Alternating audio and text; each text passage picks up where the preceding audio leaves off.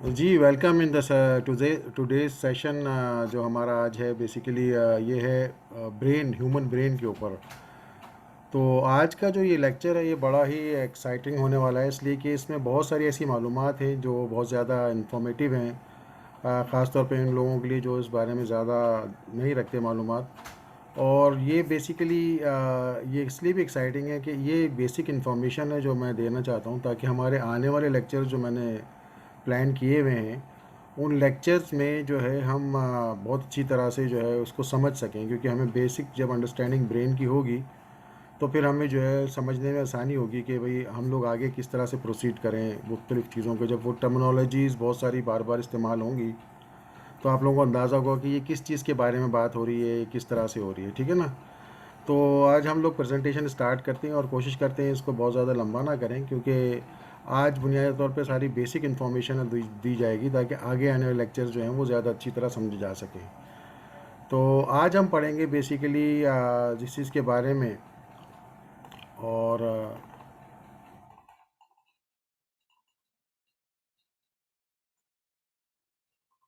एक सेकंड, मेरा पीसी थोड़ा हैंग कर रहा है।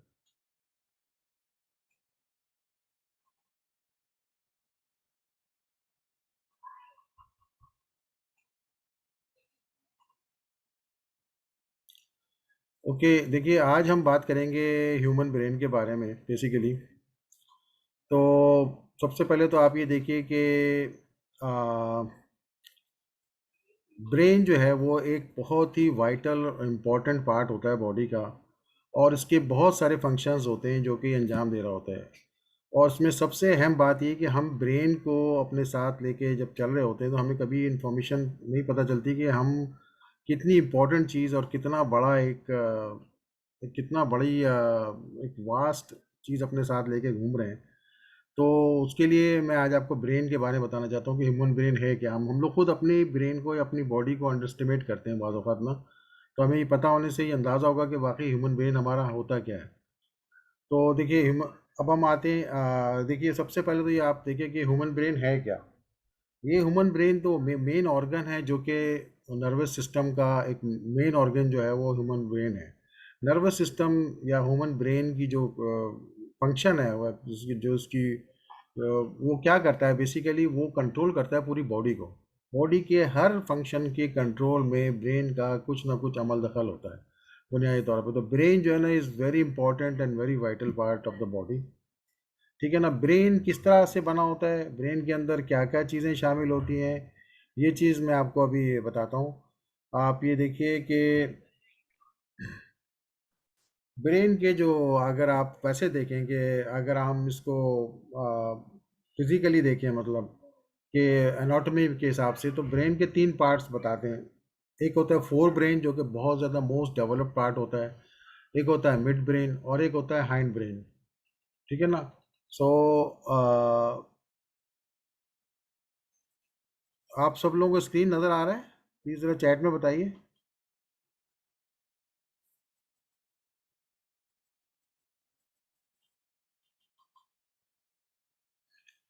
Okay, so okay right. तो अब जो मैंने पहले बताया था कि ह्यूमन ब्रेन जो है ये सेंट्रल नर्वस सिस्टम है, उसका मेन फंक्शन क्या होता है कि बॉडी को, आपकी बॉडी की तमाम चीज़ों को कंट्रोल करना। उसके बाद नेक्स्ट आ जाइए आप, जो हमारा नेक्स्ट पार्ट होता है वो ये होता है कि ब्रेन के तीन पार्ट्स हैं, एक fore brain, mid brain and hind brain, ठीक है ना। अब इसकी भी थोड़ी सी चीज़ थोड़ी बेसिक समझ लीजिए। देखिए इसमें कुछ कुछ चीज़ें टेक्निकल आएंगी, तो उन टेक्निकल चीज़ों को ना आप चाहें तो याद रखें, नहीं चाहें तो कोई ज़रूरी नहीं है कि उसको याद रखें। बेसिक बेसिक इसकी आपकी अंडरस्टैंडिंग आपके अंदर होनी चाहिए। तो फोर ब्रेन जो होता है ये हमारा सबसे मोस्ट एडवांस पार्ट होता है, फोर ब्रेन के जो जिसमें कि सारा डेटा प्रोसेसिंग जो है ना फोर ब्रेन में होता है। यहाँ पे जैसे हम देख रहे हैं, सुन रहे हैं, ये सारी इन्फॉर्मेशन, ये महसूस कर रहे हैं, ये तमाम इन्फॉर्मेशन मुख्तलिफ सेंसेस के ज़रिए जब ये आती है तो ये फोर ब्रेन में आती है। और यहाँ पर क्या होता है कि इसका सारी इन्फॉर्मेशन की प्रोसेसिंग होती है। फिर यहीं पर हमारी जो सारी क्रिएटिव एबिलिटी, थिंकिंग, किसी चीज़ की समझ अगर हम करना चाहे, समझ रहे हैं, परसीव कर रहे हैं, यानी कि जैसे मैं अब लेक्चर सुना रहा हूँ आपको, तो मेरी जो इस लेक्चर को सुन के जो आपके जहन में एक इमेज बन रहा है इस लेक्चर का, ये पार्ट भी आपका ये फोर ब्रेन फंक्शन कर रहा होता है। इसी तरह से जैसे लफ्ज़ हैं, जो लफ्ज़ मैं बोल रहा हूँ, इन लफ्ज़ों के क्या मीनिंग बनते हैं, इस चीज़ का भी आपको अंदाज़ा जो है वो इसकी भी जो प्रोसेसिंग है वो आपको इसमें होती है, ब्रेन, इस ब्रेन के इस पार्ट से होती है, ठीक है ना। यहाँ यानी फोर ब्रेन उसको सारा प्रोसेस करता है, राइट। इसके बाद आप आ जाइए, इसके अलावा क्या होता है कि लैंग्वेज, जो लफ्ज़ हैं, लफ्ज़ों की किस तरह माने निकलते हैं, वो सारी फंक्शन जो प्रोसेस है वो सब यहाँ करता है। इसके अलावा एक और फंक्शन ये करता है मोटर फंक्शन। मोटर फंक्शन क्या होता है कि मसलन जो रिस्पॉन्स होता है हमारा, मसलन आपने एक कोई गर्म मग पकड़ लिया एक हाथ से, तो ऑब्वियसली जो आपकी नर्व्स होंगी वो सेंसेशन भेजेंगे आपके ब्रेन के अंदर कि भाई मग जो है ना, ये हॉट है, गर्म है। तो आप फिर ब्रेन आपको वापस ऑर्डर भेजेगा कि भाई फ़ौरन हाथ हटा लीजिए वरना आपका हाथ जल जाएगा। तो ये जो एक माइक्रो सेकेंड्स में पूरा फंक्शन होता है, तो वो जो वापस फंक्शन लेके आता है, वापस जो मैसेज लेके आता है ब्रेन, उसको कहते हैं मोटर फंक्शन। वो मोटर फंक्शन होता है, ठीक है ना। तो ये भी जो है ना, ये फोर ब्रेन परफॉर्म करता है, राइट। इसके बाद हम आएंगे यहाँ पर। तो अब मिड ब्रेन क्या होता है? मिड ब्रेन जो बीच का पार्ट होता है वो बेसिकली होता है कि मूवमेंट्स, खास तौर पे जो मूवमेंट हम कर रहे होते हैं, जो आंखों किसके ज़रिए जो हमारे नर्व्स जा रहे होते हैं वगैरह वगैरह, इस तरह की चीज़ें, जो मोस्टली इसमें जो पार्ट होता है वो इनवॉलेंट्री होता है, जो बगैर हमारी थिंकिंग के जो सिस्टम चल रहा होता है बॉडी में, वो मिड ब्रेन के कुछ पार्ट्स को कंट्रोल करते हैं। इसके अलावा हाइंड ब्रेन, जो पिछले वाला ब्रेन है, देखिए ये नॉर्मल वो ब्रेन है, देखिए जो तकरीबन तमाम एनिमल्स में, ह्यूमंस के अलावा भी होता है। इसमें सारे कंट्रोल सिस्टम्स होते हैं, जैसे रेस्पिरेटरी, आप देखिए सांस ले रहे होते हैं, आपको उसमें कुछ सोचने की ज़रूरत नहीं पड़ती, ऑटोमेटिकली बॉडी उसको कंट्रोल कर रही होती है। इसी तरह से आपका सोना, उठना, हार्ट बीट, ये सारी चीज़ें जो हाइंड ब्रेन करता है। तो ये ज़्यादा मवासलत रखता है दूसरी स्पेशीज़ से, जैसे कि हमने बताया कि एनिमल्स के अंदर भी ये पार्ट जो है ना सेम होता है। जो फ़र्क होता है ह्यूमंस का और एनिमल्स का और दूसरे चीज़ों का, वो हमारा फ्रंट ब्रेन ही होता है। Okay, let's go to brain. Brain किस चीज़ से बना होता है बुनियादी तौर पे? देखिए, ब्रेन बना होता है, इसके जो जो मेन पार्ट होता है ब्रेन का, वो होते हैं न्यूरॉन्स, उसको कहते हैं न्यूरॉन्स। न्यूरॉन्स होते हैं, कुछ सेल्स होते हैं, और कुछ जो है ना ब्लड वेसल्स होते हैं, लेकिन मेन पार्ट जो होते हैं वो न्यूरॉन्स होते हैं, जो ब्रेन के अंदर होते हैं, जिनका सारा फंक्शंस होता है। और ये एक बात बड़ी अमेजिंग है, अगर आप ये सुनेंगे तो, हम छोटा सा ब्रेन होता है जिसकी ज़ाहिर है हमारे ख्याल से 1.5 किलो की उसके वजन नहीं होता ब्रेन का हमारे, उसके अंदर 86 बिलियंस न्यूरॉन्स होते हैं। 86 बिलियंस न्यूरॉन उसके अंदर होते हैं, जो कि मुख्तलिफ फंक्शन अंजाम दे रहे होते हैं और एक सिंक्रोनाइज तरीके से अंजाम दे रहे होते हैं, यानी एक से दूसरे की एक्टिविटी जुड़ी हुई होती है। तो ये देखिए कुदरत का कितना बड़ा एक हम एक ऐसी चीज़ लेके, गिफ्ट लेके घूम रहे हैं जो हमारे पास है। इसमें बहुत सारी चीज़ें, जैसे हम आगे चलेंगे तभी पढ़ेंगे, तो 86 बिलियन न्यूरॉन्स जो है ना हमारे ब्रेन में होते हैं। मगर से हम अपने ब्रेन को लेके चल रहे होते हैं, कभी हम मुख्तलिफ चीज़ें देखते होते हैं, अपने आप को अंडरस्टिमेट कर रहे होते हैं अपने हालात की वजह से, अपने बहुत सारे मसाइल की वजह से, लेकिन असल में हमको अंदाज़ा नहीं कि जो गिफ्ट आपके पास है कि 86 बिलियन न्यूरॉन्स आपके पास हैं। अब मैं आपको बताता हूँ कि 86 बिलियन न्यूरॉन्स किस तरह के होते हैं। देखिए, सबसे पहले देख लीजिए कि न्यूरॉन होता क्या है। न्यूरॉन की मैंने थोड़ी एनाटॉमी दिखाई है। एक इसका जो है ना मेन पार्ट होता है, जो सेल होता है, इसका जो मेन सेल होता है, जो न्यूक्लियस होता है, ये होता है। उसके अलावा एक एक लंबा पार्ट होता है, इसको एक्सॉम कहते हैं। और ये जो है ना, इसके अलावा फिर आपके पास एक चीज़ होती है जिसको आप कहते हैं डेंडल्स। ये जो छोटे छोटे से टिप्स निकले होते हैं, डेंटल्स कहलाते हैं। ये बहुत ज़्यादा तादाद में होते हैं, ये इसलिए नेचुरली प्रोवाइड किए गए होते हैं ताकि बैक वक्त एक न्यूरॉन कई कई डिफरेंट डिफरेंट न्यूरॉन से कनेक्ट हो जाए। तो जिस तरह का सिग्नल हमारी बॉडी से जा रहा होता है, जिस तरह के सिग्नल कन्वे हो रहे होते हैं, तो वो तमाम सिग्नल जो है वो जिस पर्टिकुलर तरफ भेजना है, जिस दूसरे पर्टिकुलर न्यूरॉन को ट्रांसमिट करना है, उसी तरफ जाता है। तो डिफरेंट सिग्नल्स ज़ाहिर है obviously different type of neurons के पास जाते हैं। तो ये डेंड्रिल्स जो है ये कम्युनिकेशन का काम अंजाम देते हैं, यानी इस तरह से जो ना आपका मैसेज फॉरवर्ड होता है, प्रोसेस होता है, तमाम फंक्शंस जो है वो एक न्यूरॉन के अंदर हो रहा होता है। और ये एक बहुत ही, यानी कि बहुत एडवांस चीज़ है जो कि अल्लाह ताला ने हमें मुहैया की है। अभी मैं आपको अंदाज़न बताता हूँ कि जो जो बेसिकली जो न्यूरॉन होता है, उस न्यूरॉन की आ, जो मेन बॉडी होती है वो सब 0.1 मिलीमीटर के बराबर होती है, यानी यानी तकरीबन 100 माइक्रॉन, जो कि 1.1 मिलीमीटर के, मिलीमीटर के 10वें हिस्से के बराबर होती है उसका डायमीटर वगैरह। यानी जो मैंने आपको पिछले इसमें बताया ना कि जो न्यूरॉन का ये मेन बॉडी ये वाली पार्ट है, जो ये पार्ट है ये 0.1, जो मेन पार्ट है वो सिर्फ 0.1 मिलीमीटर के बराबर होता है, राइट। लेकिन जो उसका दूसरा पार्ट होता है जो कि एक्सॉन होता है, जैसे मैं कहता हूँ, उसकी लेंथ जो है ना वो तकरीबन 1 मीटर तक भी हो जाती है। यानी ये जो पार्ट होता है एक्सॉन, ये जो दूसरा पार्ट होता है, जो ये एक लंबा पार्ट होता है, ये 1 मीटर तक भी लंबा होता है, ठीक है ना। अब तो इसलिए ये काफ़ी इम्पैक्ट चीज़ होती है जो ब्रेन के अंदर इस तरह से सिमटी हुई होती है, ठीक है ना। तो ह्यूमन ब्रेन में जब मैंने बताया कि 86 बिलियन न्यूरॉन्स होते हैं और उसमें जो है ना एक दूसरे के साथ कनेक्टेड होते हैं, तो अगर सारे उसको मेजर कर दिया जाए कि किस तरह से कनेक्ट होते हैं, नहीं उसके जो मैक्सिमम है एक्सियन 1 मीटर के करीब होता है, उसके अलावा छोटे छोटे जो वो डेंड्रिल्स जिसे कहते हैं, छोटी छोटी शाखें होती हैं, इन सबको जोड़कर एक लंबाई नापी जाए, तो साइंटिस्ट का ख्याल है कि तकरीबन 8,50,000 किलोमीटर का लंबा ये एक स्ट्रिंग में इसको जोड़ दिया जाए, तो 8,50,000 किलोमीटर का लंबा जो है ना एक स्ट्रिंग बन जाएगा, जो कि मेरे ख्याल से पूरी दुनिया का चक्कर लगा लें तो शायद पूरा हो जाएगा। इतना बड़ा पार्ट हम अपने दिमाग में, यानी अपने स्कल में लेके घूम रहे हैं, जिसे हम ब्रेन कहते हैं। अब इसके बाद मैं आपको बताऊंगा कि न्यूरॉन्स जो है ना बेसिकली किस तरह कम्युनिकेट करते हैं एक दूसरे के साथ। न्यूरॉन्स एक दूसरे के साथ जो है ना दो तरीके से कम्युनिकेट करते हैं। एक होता है उसका इलेक्ट्रिकल तरीके से न्यूरॉन्स कम्युनिकेट कर रहे होते हैं, ठीक है ना। उसमें ये होता है कि इलेक्ट्रिकल से मुराद ये कि जो है जो इम्पल्स होती है, जो सिग्नल्स होते हैं, वो इलेक्ट्रिकली जो है ना कन्वे होते हैं from one part of the neuron to another part of the neuron, ठीक है ना। लेकिन जब एक न्यूरॉन से दूसरे न्यूरॉन में जहाँ जंक्शन आ जाता है, कनेक्शन हो जाता है, वहाँ पर जो है वो एक केमिकल रिलीज़ होता है जो उसी में, और ज़ाहिर है एक न्यूरॉन में मुख्तलिफ केमिकल्स होते हैं जिनको कि हम न्यूरो ट्रांसमीटर्स कहते हैं। न्यूरो ट्रांसमीटर्स अलग अलग तरह के होते हैं, इसके बारे में भी हम आगे आने वाले लेक्चरों में काफ़ी ज़्यादा पढ़ेंगे इंशाल्लाह। तो जो केमिकल होते हैं न्यूरो वो डिपेंड करता है किस किस्म के सिग्नल्स भेजने हैं अगले वाले न्यूरॉन में।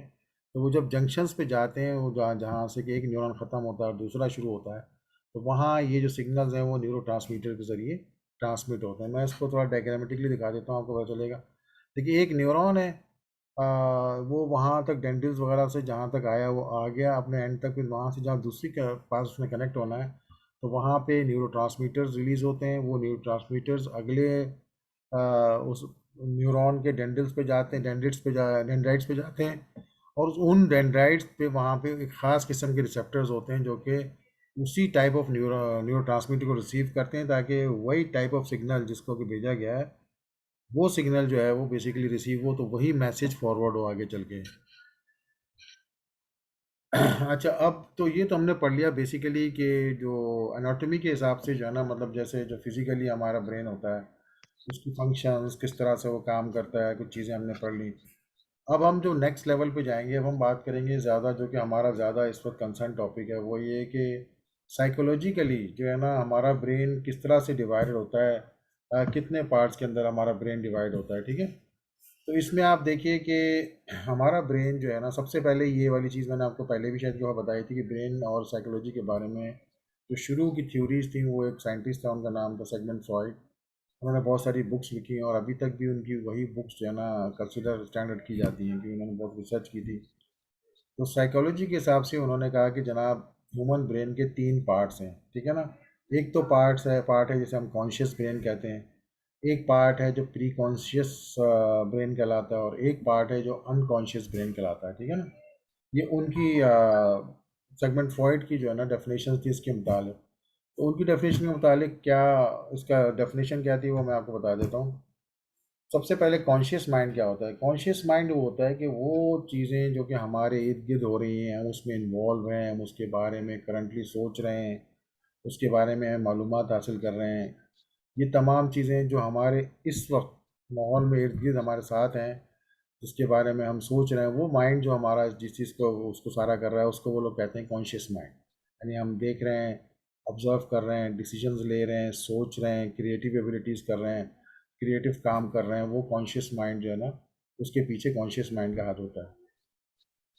इसके अलावा दूसरी टर्म होती है एक प्री कॉन्शियस या अनकॉन्शियस माइंड। तो प्री कॉन्शियस अनकॉन्शियस माइंड को सिगमंड फ्रॉइड ने बताया कि एक तरह के रेजर्वायर्स हैं, ये स्टोरेज हैं, वेयर हाउस हैं, जहाँ पे कि आपकी तमाम फीलिंग्स, थॉट्स या आपकी ख्वाहिशात, आपकी तमाम पुरानी जो मेमोरीज़ हैं, वो तमाम चीज़ें, और जो कुछ आज तक आपने सीखा है, आप जानते हैं जिस के बारे में, वो आपके जो ना प्री कॉन्शियस या अनकॉन्शियस माइंड के पास ये स्टोरेज की शक्ल में ये चीज़ें होती हैं, ठीक है ना।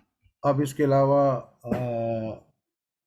अब आप आ जाइए कि एक और टर्म यूज़ होती है जो कि आजकल ज़्यादा यूज़ होती है, इसको हम सबकॉन्शियस माइंड कहते हैं, ठीक है ना।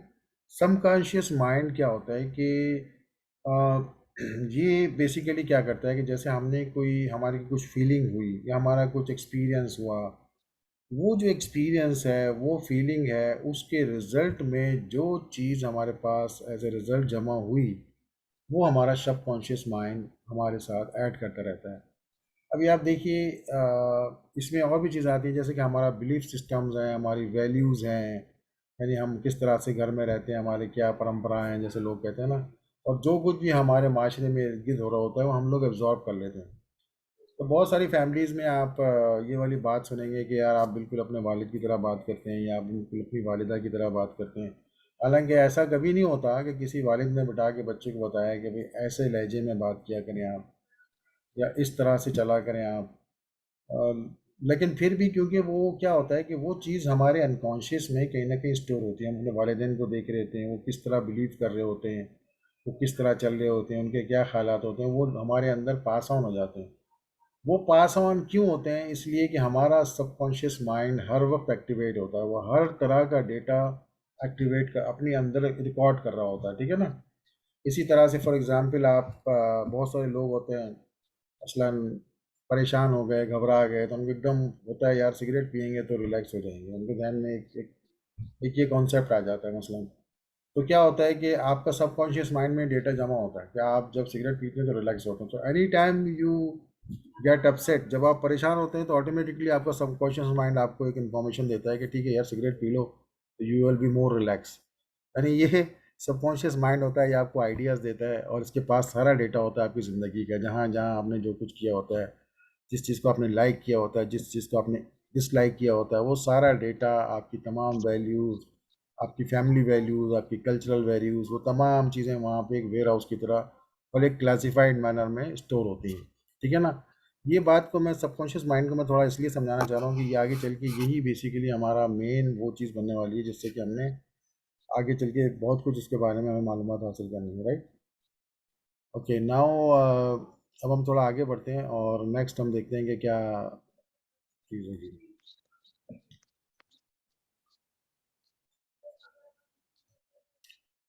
अच्छा, मैं आपको थोड़ा सा एक कंपैरिजन के तौर पे एक पिक्चर दिखा रहा हूँ। ये नॉर्मली एक आइसबर्ग की पिक्चर है, जैसे नॉर्मली होता है आइसबर्ग होता है कि ऊपर से थोड़ा दिख रहा होता है, आइस का एक बहुत बड़ा पहाड़ जैसी चीज़ होती है। मशहूर फिल्म आपने देखी हुई टाइटैनिक, उसमें भी किस तरह की चीज़ से टकराया गया था जहाज़।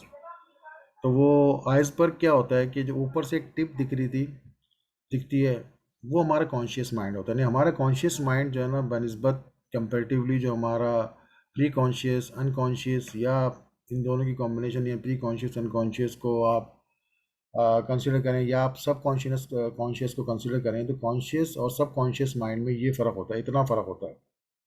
यानी वन थर्ड जो है ना सिर्फ हमारा जो है ना कॉन्शियस माइंड होता है, या मोर देन टू थर्ड जो है ना हमारा सब कॉन्शियस माइंड होता है। तो ये वो बेसिकली चीज़ है जो कि हमें समझनी चाहिए कि जो बैकग्राउंड में काम चल रहा होता है वो ज़्यादा इम्पोर्टेंट होता है। तो हमारा सब कॉन्शियस माइंड हमारी तमाम लोगों की लाइफ में बहुत ही एक इम्पोर्टेंट टूल होता है। और असल में ये एक ऐसा टूल होता है कि इसको यूज़ नहीं होता है इतना ज़्यादा, ये इसको हमें अगर हम प्रॉपरली यूज़ करें तो हम बहुत सारी चीज़ें अपने तौर पे अपनी लाइफ में बेहतर कर सकते हैं, ठीक है ना। तो ये आगे चल के हम बहुत सारी चीज़ों में इसको, क्योंकि मैंने अभी अगले जो लेक्चर्स प्लान किए हुए हैं उसमें जो है वो मैं आपको बताऊंगा कि व्हाट इज़ माइंड सेट क्या होता है और माइंड मैनिफेस्टेशन क्या होता है और किस तरह से होता है वो। तो इसमें ये अनकॉन्शियस माइंड का बड़ा अमल दखल होगा, तो इसीलिए इस लेक्चर में ख़ास तौर पे मैंने आपको ये सारी बुनियादी चीज़ें बताई हैं ताकि आप आगे इसको समझने में आपको आसानी हो जाए, ठीक है ना।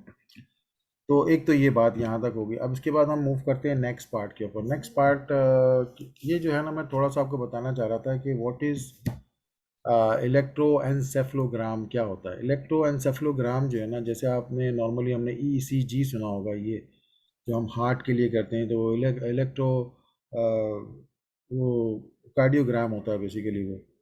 तो वो दिल के अंदर जो हार्ट बीट हो रही होती है, उसके हिसाब से जो फ्रीक्वेंसी जनरेट होती है वो प्रोड्यूस होती है। उससे साइंटिस्ट रीड कर लेते हैं कि भाई आपके दिल के तमाम खाने सही फंक्शन कर रहे हैं कि नहीं। इलेक्ट्रोएन्सेफलोग्राम जो होता है बेसिकली ये ब्रेन के लिए यूज़ होता है। ब्रेन के ऊपर उसी तरह के इलेक्ट्रोड्स लगाए जाते हैं जिस तरह से ईसीजी में लगाए जाते हैं, और उससे रिकॉर्ड होने वाले डेटे को उस तरह स्टोर किया जाता है।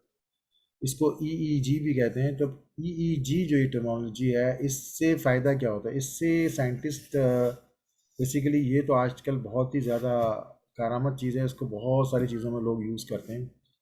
लेकिन मैं अभी सिर्फ बात करूंगा बुनियादी चीज़ों को। साइंटिस्ट ने इस चीज़ से क्या स्टडी किया है कि आपका ब्रेन क्या से जो भी फंक्शन ब्रेन कर रहा होता है, कि मैंने बताया कि ब्रेन के अंदर हर वक्त जो है ना एक इलेक्ट्रिकल इम्पल्स चल रही होती हैं, साथ साथ केमिकल न्यूरो भी रिलीज हो रहे होते हैं। तो इन सब चीज़ों के अंदर कोई रब्त क्या है, यानी बेसिकली व्हाट इज़ द, इसके अंदर क्या किस सीक्वेंस में ये चीज़ें चलती हैं, तो इसको जानने के लिए ये इसका इस्तेमाल किया गया। और ये अंदाज़ा लगाने की कोशिश है क्या हर वक्त हमारे ब्रेन से एक ही तरह की फ्रीक्वेंसी होती है, या डिफरेंट डिफरेंट फ्रीक्वेंसी होती है। अब मैं आपको थोड़ा फ्रीक्वेंसी बता दूं कि फ्रीक्वेंसी क्या होती है। कि नंबर ऑफ वेव्स जो निकलती हैं पर सेकंड, उसको फ्रीक्वेंसी कहते हैं। मतलब एक सेकंड में जितनी फ्रीक्वेंसी, अगर कितनी वेव्स निकल रही हो, उसको हम फ्रीक्वेंसी कहते हैं, ठीक है ना। अब इस फ्रीक्वेंसी को मेजर करने का जो यूनिट है वो बेसिकली हर्ट्ज है, जिसको एच कैपिटल और जेड स्मॉल करके लिखते हैं, हर्ट्ज। ये एक इकाई है ये नापने की, कि फ्रीक्वेंसी को नापने की इकाई है, ठीक है ना। तो अब साइंटिस्ट ने स्टडी करके ये चेक किया कि जब हम फुल फ्लैश जाग रहे होते हैं, जब हमारा ब्रेन जो है ना इस वक्त एनजाइटी की फॉर्मेट में भी होता है, कभी हम क्रिएटिव मोड में भी होते हैं, बहुत वर्किंग पोजीशन में होते हैं, तो उस वक्त साइंटिस्ट ने नोट किया कि हमारी ब्रेन की फ्रीक्वेंसी 12 to 35 हर्ट्स के बराबर होती है। तकरीबन 12 to 35 हर्ट्स तक आपकी ये फ्रीक्वेंसी रहती है, ठीक है ना। इसी तरह से जब आप थोड़ा सा रिलैक्सिंग मूड में आ जाते हैं, जब रिलैक्स होते हैं, जैसे आप बैठे हुए हैं, कुछ काम नहीं कर रहे हैं, म्यूजिक सुन रहे हैं, वटेवर, या कुछ कुरान सुन रहे हैं, उस फॉर्मेट में जब आप होते हैं तो थोड़ा आपकी अटेंशन इतनी ज़्यादा स्ट्रांग नहीं होती। तो रिलैक्सिंग मूड में जब आप होते हैं तो आपकी फ्रिक्वेंसी कम होके 8 to 12 हर्ट्ज तक हो जाती है, ठीक है ना। इसके अलावा एक ऐसा स्टेज होता है डीप रिलैक्स जिसे कहते हैं। डीप रिलैक्स स्टेज जो है ना, वो क्या होता है कि या जब आप सोने से पहले एक स्टेट में होते हैं, जब आप कुछ सोए कुछ जागे होते हैं, ठीक है ना, या फिर आप जब उठ रहे होते हैं सो के, तो उस वक्त जो एक टाइम होता है जब आप हाफ अवेक हाफ स्लीप होते हैं, वो जो टाइम होता है उस वक्त जो है आपकी ब्रेन की फ्रीक्वेंसी जो है वो 4 to 8 हर्ट्ज तक हो जाती है। उसको थीटा वेव थीटा स्टेट कहते हैं। ये थीटा वेव्स उस वक्त आपके साथ निकल रही होती है माइंड से, ठीक है ना, जो कि 4 to 8 हर्ट्ज तक निकल रही होती है। इसी तरह से जब आप फुल स्लीप फॉर्मेट में हैं तो उसको डेल्टा फेज कह जाते हैं, जब आपकी फ्रीक्वेंसी ऑफ माइंड जो है ना वो 0.5 से लेके 4 हर्ट्ज तक हो जाती है, ठीक है ना। ये स्टडी करने से हमें पता चल जाता है कि अगर फॉर एग्जांपल मैं ऑल ऑफ अ सडन किसी के एंसेफलोग्राम को लगाऊं और ये चेक करूं कि भाई इस वक्त कितनी फ्रीक्वेंसी है, तो हमें अंदाज़ा हो जाता है कि बंदा इस वक्त किस किस स्टेज में है, एनजाइटी की फॉर्मेट में है, या रिलैक्स है, या बहुत ज़्यादा डीप रिलैक्स है, वट ठीक है ना। तो इस तरह की चीज़ों को यूज़ करते हैं साइंटिस्ट। अब मैं आपको थोड़ा सा एक चीज़ बता देता हूँ कि नॉर्मली होता क्या है कि अ, अभी हमारे पास 1-2 मिनट है तो हम इसके अंदर ये बात कंप्लीट कर लेते हैं। होता क्या है कि जब हम लोग अपना मसलन एक्टिव फॉर्मेट में, तो जब हम एक्टिव फॉर्मेट में होते हैं तो हमारा कॉन्शियस माइंड जो है ना वो बहुत तेज़ी से काम कर रहा होता है, सोच रहा होता है, एनालाइज कर रहा होता है, वट एवर, ठीक है ना। लेकिन जो अनकॉन्शियस माइंड है उसके अंदर सारी हमारी वो चीज़ें जमा हैं जो हमारे एक्सपीरियंसेस हैं, ये हैं। इन दोनों का आपस में कोई कम्युनिकेशन नहीं होता, राइट कम्युनिकेशन डायरेक्टली नहीं होता, ठीक है ना। यानी आप डेलिबरेटली चाहें कि आप अनकॉन्शियस माइंड से कोई सवाल पूछें और जवाब दे, नहीं। अगर अनकॉन्शियस माइंड आपको कोई इन्फॉर्मेशन देना चाहता है तो एक सर्टेन पॉइंट ऑफ टाइम पर खुद ही जाके देता है। लेकिन आपने, ये हम आगे चल के पढ़ेंगे, लेकिन इस लेक्चर में सिर्फ सब समझाने के लिए छोटी सी बात बताता हूँ। आपने एक लफ्ज़ सुनी होगी हिप्नोटिज्म, हिप्नोसिस वगैरह। जो हिप्नोटिज्म होता है या हिप्नोसिस होता है, उसके अंदर ये होता है कि जो आपने अक्सर देखा होगा अक्सर, कि वो कहते हैं कि now you are relax and you are sleeping and all that. जो लफ्ज़ इस्तेमाल करते हैं वो ग्रेजुअली किसी तरह से आपके माइंड को जाना थीटा स्टेट पे ले जाते हैं, जो कि ट्रांस फेज हो जाता है। कैसा फेज हो जाता है जहाँ के माइंड आप हाफ स्लीप हाफ अवेक होते हैं, और उस दौरान वो आपको वो सब नोटिस कर हिप्नोटाइज करके आपको वो बातें बताते हैं जो वो चाहते हैं आपसे करवाना। ठीक है ना? तो वो एक पॉइंट होता है जिस पॉइंट के ऊपर आप अनकॉन्शियस ब्रेन के साथ कम्युनिकेट कर सकते हैं। उसको कहते हैं कि theta stage of your brain. ठीक है सर? तो ये सिर्फ मैंने इस आज के लेक्चर में ख़ास तौर पे इसलिए समझा दिया कि ताकि आप इसके बाद आने वाले जो लेक्चर्स हैं उसमें ये टर्मिनोलॉजीज बार बार यूज़ होंगी, तो इंशाल्लाह आपको इस चीज़ का बहुत समझ आएगा और फ़ायदा होगा। तो अब लास्ट मोमेंट्स में अगर any question anybody want to ask, तो प्लीज़ लेट मी नो, ताकि मैं फिर आप लोगों से क्वेश्चन ले सकूं, बात कर सकूं। Anyone has any question, either you can write in chat or unmute your mic and ask the question.